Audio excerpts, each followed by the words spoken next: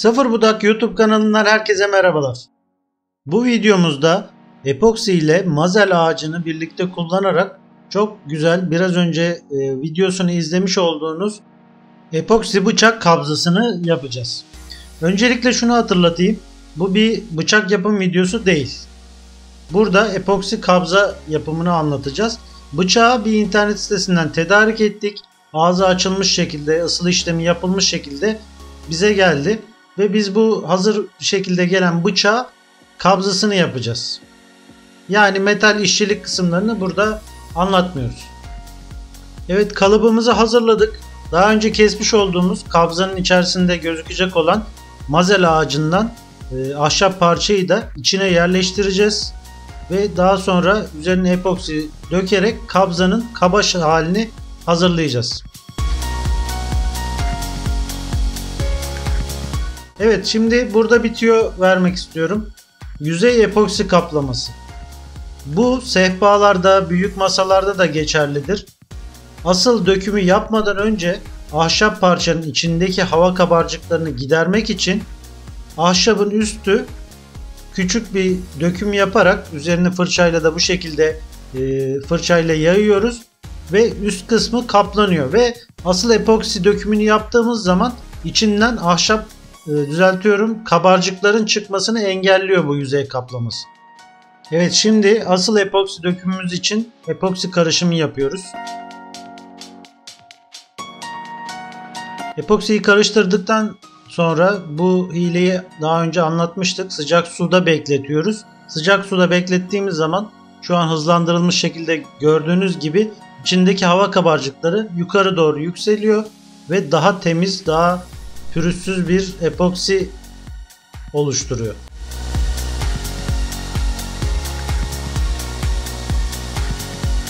Evet, döktüğümüz esnada hava kabarcıkları o anda bile oluşuyor. Vakum makinesi bile kullansanız bu döküm esnasındaki hava kabarcıklarını engelleyemezsiniz.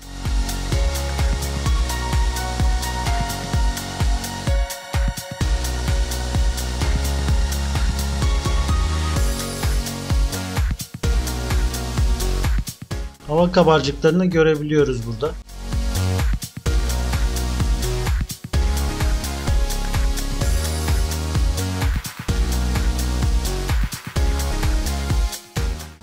Daha sonra bir müddet bekledikten sonra yüzeye çıkmış olan hava kabarcıklarını pürmüz vasıtasıyla, bir torç vasıtasıyla yakarak patlatıyoruz.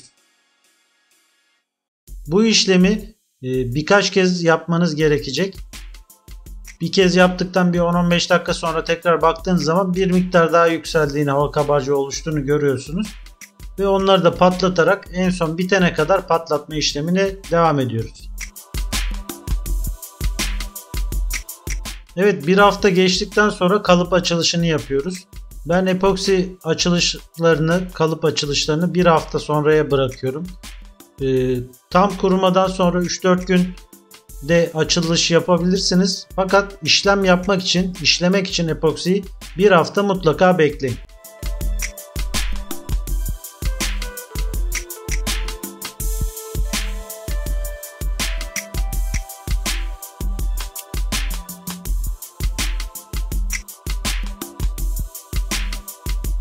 Evet, şimdi videonun başında görmüş olduğunuz bıçak için özel tasarladığımız kutunun bir kısmı olan bıçak kını oyulmasını göstereceğim.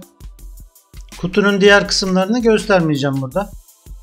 Kının nasıl oyulduğunu gördüğünüz zaman ister kutu yapın, ister bıçağı taşımak için farklı bir aparat yapın. Bunu istediğiniz gibi kullanabilirsiniz.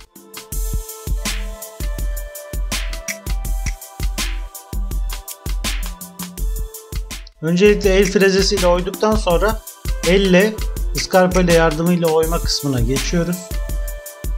Bizim bıçağımızın özelliği olarak orta kısmı kalın, 4,5 mm kalınlığında ve yan tarafı ise sivri olan kısmı aşağıdan yukarıya doğru meyilli olarak devam ediyor. O yüzden orta kısmı 4,5, iki tarafa 2,25 gibi bir oyduk el frezesiyle. Şimdi ise yan tarafını hafif bir meyil vererek elle oyacağız. ve bıçağın yarı kısmı bu parçaya, yarı kısmı ise diğer parçaya oturacak.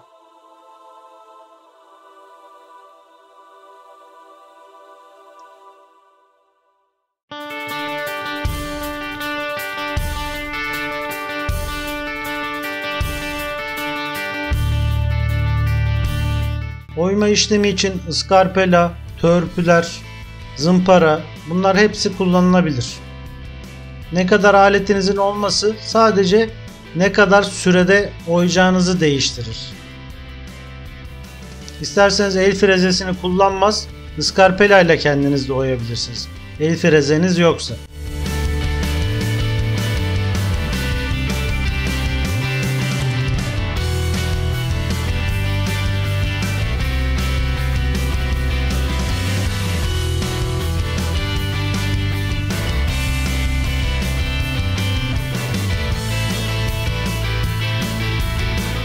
Evet, şurada ölçümünü yapıyoruz.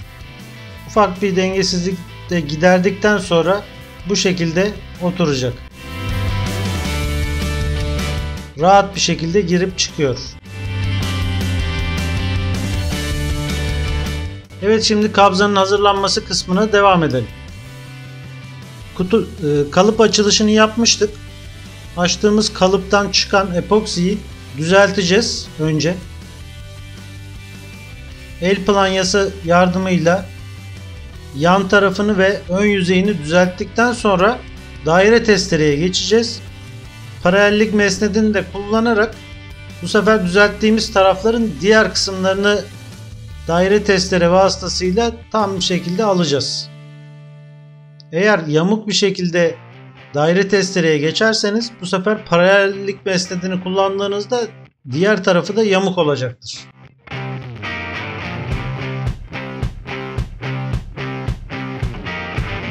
Önce bir tarafını düzeltiyoruz.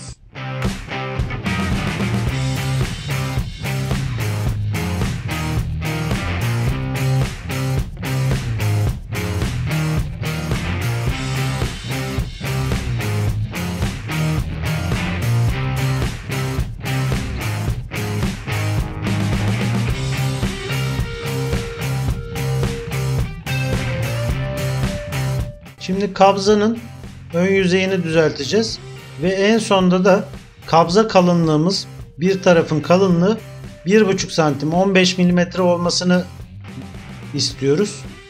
Düzeltmeyi yaptıktan sonra 15 milimlik son kesimi yapacağız ve artık kabza için hazır olmuş olacak parçamız.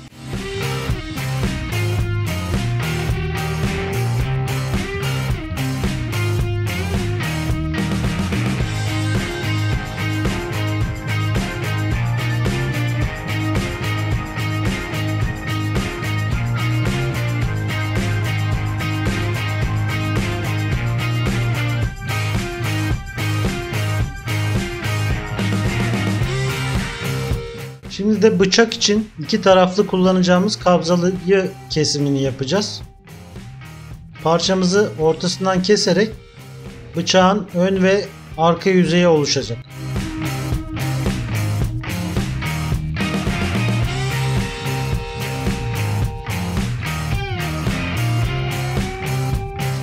Evet, şimdi bıçağımız tam olarak nereye gelmesini istediğimizi belirliyoruz ve çizimini yaptık. Bir kısmı şeffaf olan epoksi tarafına gelsin istiyorum. Diğer kısmı ise mazel ağacının yan yüzeyi olan farklı bir görüntü veriyor. O yüzeye gelmesini istiyorum. Bıçağımızın üzerinde 2 tane 5 milim, bir tane de 8 milimlik delikler var. Bunlar için delme işlemlerini yapacağız.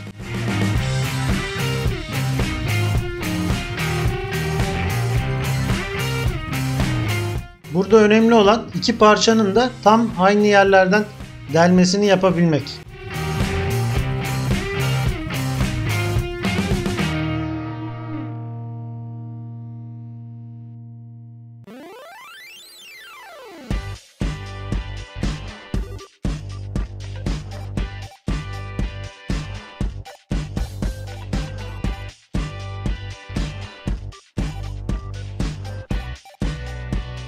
Burada kullandığımız pimler de aynı şekilde paslanmaz çelik.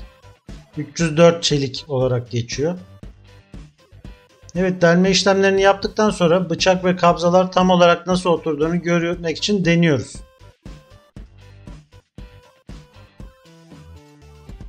Bu parçayı ise daha önce bıçağımızın ne şekilde, kabzanın ne şekilde olmasını istediğimize göre daha önce farklı bir parçayla çalışma yaptık. Ve bir kalıp oluşturduk. Bu kalıbı da şimdi bu kabza parçalarını oluştururken kullanacağız.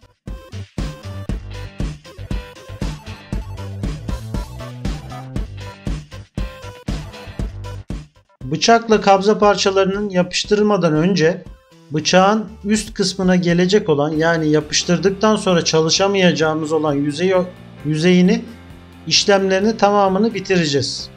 Yani şu an gördüğünüz kuş kafası gibi tasarladığımız bıçak kısmının oyma işini yapıştırmadan önce bitirmeliyiz ki çelik araya girdiği zaman oyma vesaire gibi işlemleri kesinlikle yapamayacağız.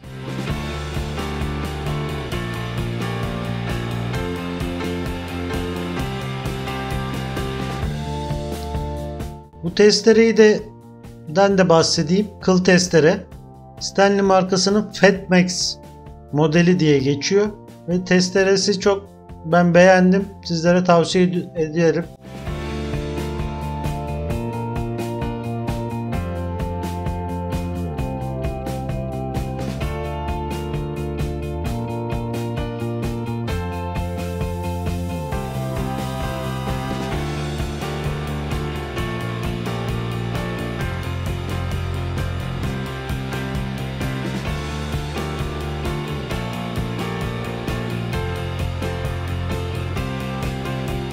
Bu kafa kısmının tüm oyma işi, zımpara işinin hepsini bitirmemiz gerekiyor. Yapıştırmadan önce. Yapıştırdıktan sonra buralara müdahale şansımız olmayacak.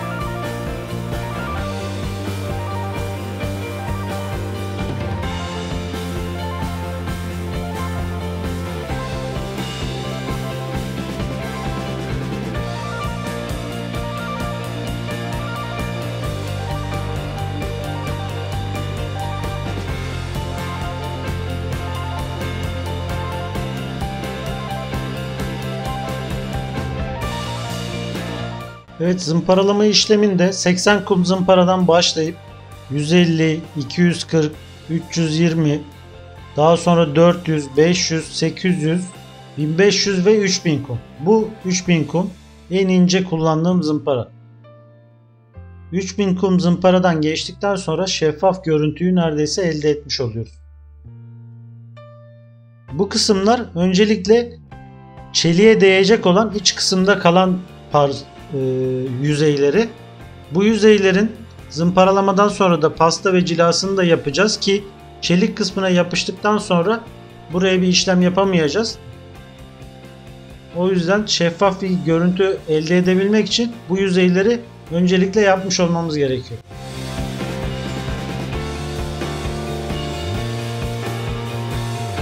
Şimdi çayımızı içerek kabzayı yapıştırabiliriz.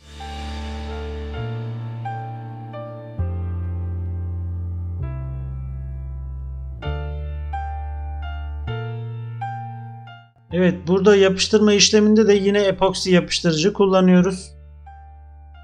Hızlı yapıştırıcı epoksi. Bu da şeffaf tabii ki.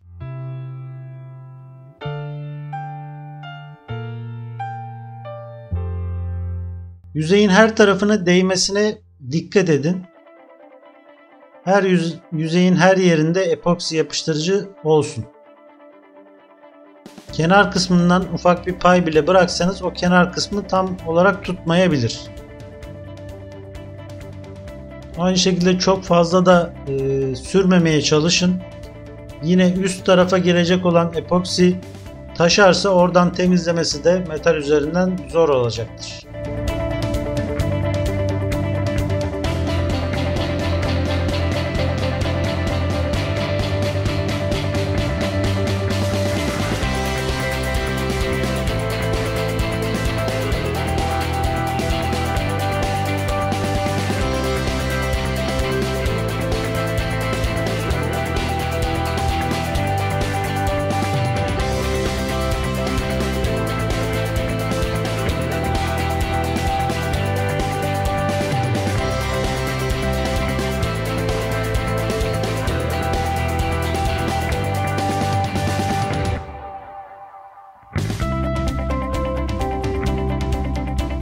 Evet, işkenceyle sıkmadan önce tüm yerleştirmelerimizi yaptık. Şimdi işkenceyle sıkacağız ve bırakacağız.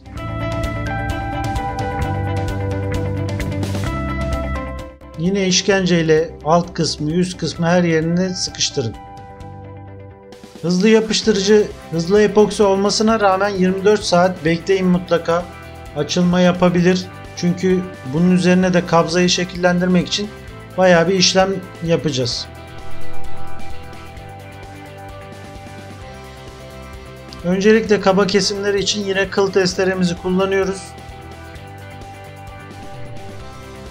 Daha sonra spiral makinesine taktığımız zımpara aparatıyla kaba yine zımparalama işlemini, şekillendirme işlemini yapıyoruz.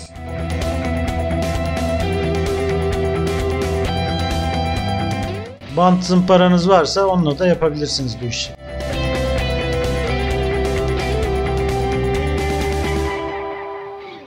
Burada pimleri de taşlamadan geçirdikten sonra ucundan çıkan pimleri en son ufak bir miktar pim bırakın.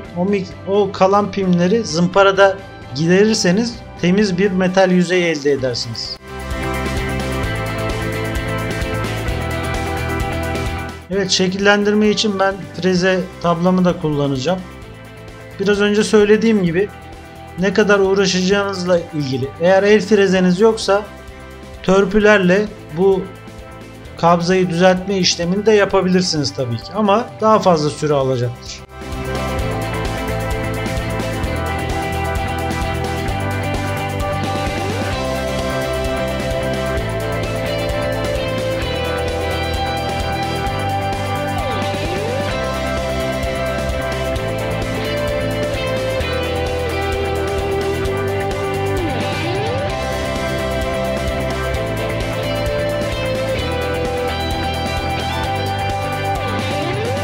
Ergonomik olması açısından yan taraflarından girintiler yapıyoruz.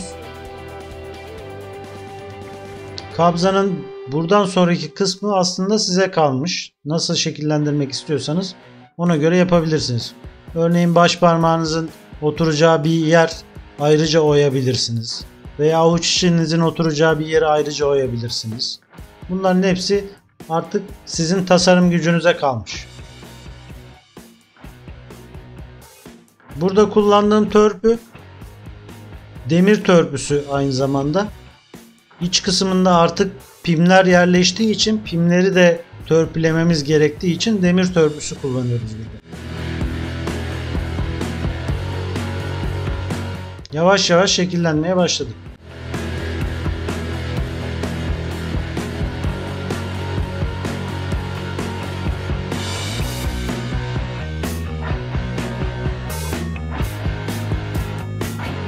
Bu şekillendirme işleminde 60 kum, 80 kum zımpara kullanın. Yüzeyden en çok zımparayla yüzeyden ahşap kaldıran en çok zımpara budur. Tam olarak şekli verdikten sonra da diğer epoksiyi 3000 kuma kadar yapmış olduğumuz zımparalama işlemine geçiyoruz. Zımparaları atlamadan bu işlemi yapın. 80, 150, 240, 300, 400, 500. En sonunda da artık yüzeyin çok temiz şekle gelmesi için 1500-3000. Evet, pasta ve cila kısmı. Pasta ve cilada için, pasta için çizikleri, küçük çizikler kaldıysa gidermek için pasta kullanıyoruz. Elimde olan ürün biraz önce gösterdiğim üründü. Onu kullandım. Polisaj makinesinden pastayı üzerine yayarak çiziklerin giderilmesini sağlıyor.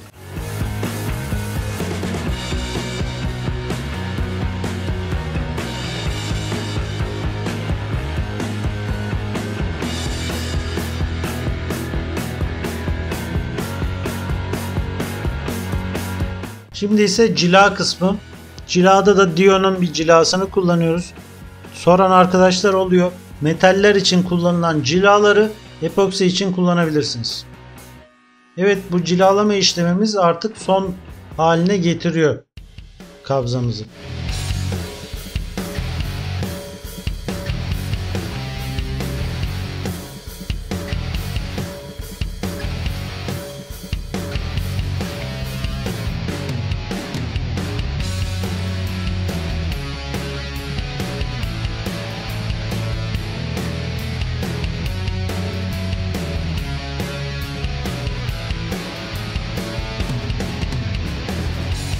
Videomuzun sonuna geldik. Bizi izlediğiniz için teşekkür ederiz.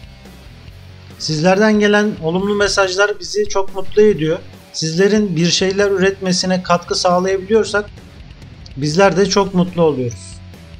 Bir şeyi üretebilmek gerçekten ayrı bir meziyet ve insana gerçekten büyük bir haz veriyor.